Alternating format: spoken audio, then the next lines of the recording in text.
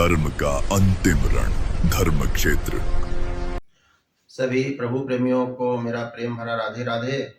धर्मक्षेत्र channel में आप सभी का बहुत बहुत स्वागत है। बंधुओं, पिछले सत्र में मैंने द्रौपदी का प्रवेश कराया था इस छंद के माध्यम से, जिसकी रचना पूज्यपाद जगमोहन प्रसाद पांडे जी प्रेमी जी के रूप में जाने जाते हैं। ये रचना उनकी थी, तो उनकी रचना में मैंने पांडवों का प्रवेश करा दिया और द्रौपदी का प्रवेश विराट नगरी में कराया।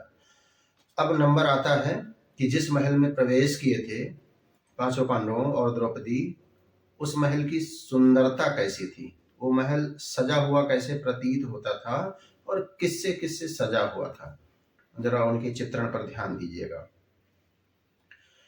कि सुंदर नील सफील की ज्योति, सुंदर नील सफील की ज्योति, छटा सतखंड अटातक सोहे। सुंदर नील सफील की ज्योति, छटा सतखंड अटातक सोहे।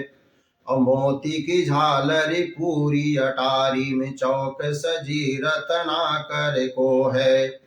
और मोती की झालरी पूरी अटारी में, चौक सजी रत्नाकर को है।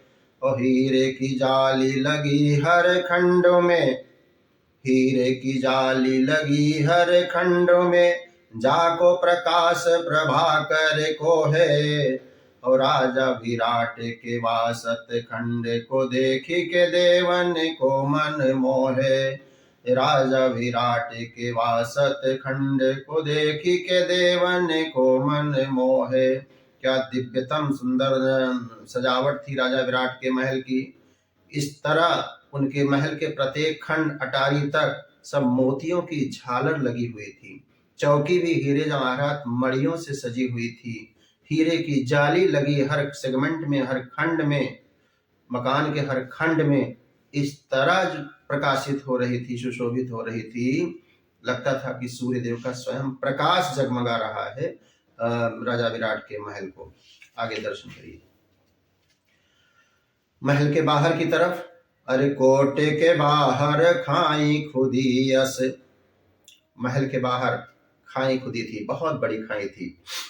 कोटे के बाहर खाई खुदी यस, नीर जहां गढ़ काये भरे हैं।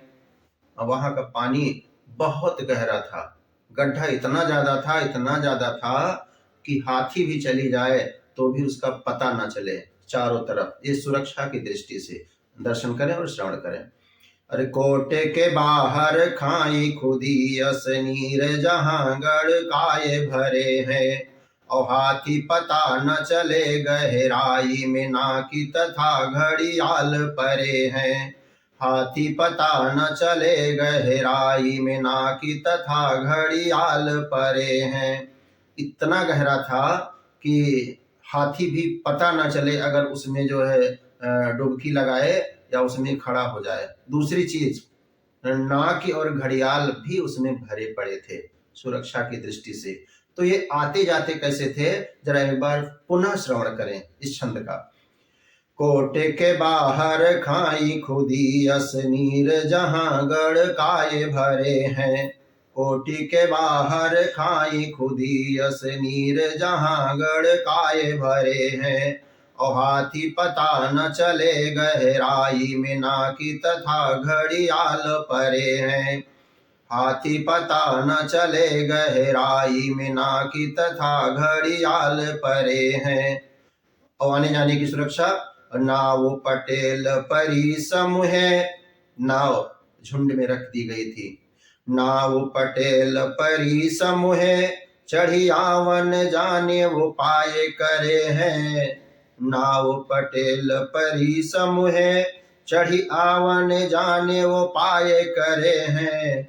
और अटारी ने कोटि पे ठौर ही ठौर, सुवर्ण कंगूर धरे हैं। और अटारी ने कोटि पे ठौर ही ठौर, सुवर्ण कंगूर धरे हैं। क्या दिव्यतम सजावट थी, सुंदरता थी।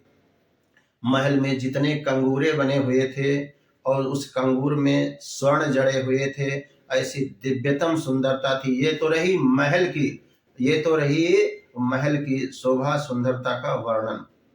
अब राजा विराट जहां बैठते थे जिस सिंहासन पर, वो सिंहासन कैसे दिखता था, वहां की शोभा जरा दर्शन करें, श्रवण करें। सोने के छत्र सिंहासन आसन नीलम हीरे की साज सजे हैं। सोने के छत्र सिंहासन आसन नीलम हीरे की साज सजे हैं। और ठौर ही ठौर विदुर मणि जड़ी पन्ना तथा पोखराज खचे हैं। ठौर ही ठौर विदुर मणि जड़ी पन्ना तथा पोखराज खचे हैं। और हीरा कनी के मयूर बने, हीरा कनी के मयूर बने गज मोती कनी बीच में बिरचे हैं।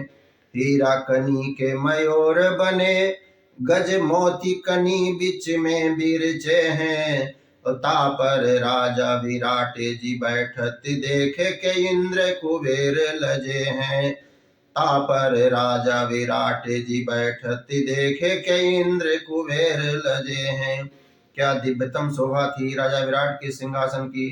इतना नीलम और रत्न जड़ित जवाहरात जड़े हुए थे, और मोर बने थे, मोर के पंख बने थे हीरा जवाहरात से, कि राजा विराट के सिंहासन को इंद्र भी देखते थे तो वो भी, उनको भी लज्जा आ जाती थी, और कुबेर भी देखते थे तो उनको भी लज्जा आ जाती थी। इतना दिव्यतम सजावट सिंहासन की थी राजा विराट के।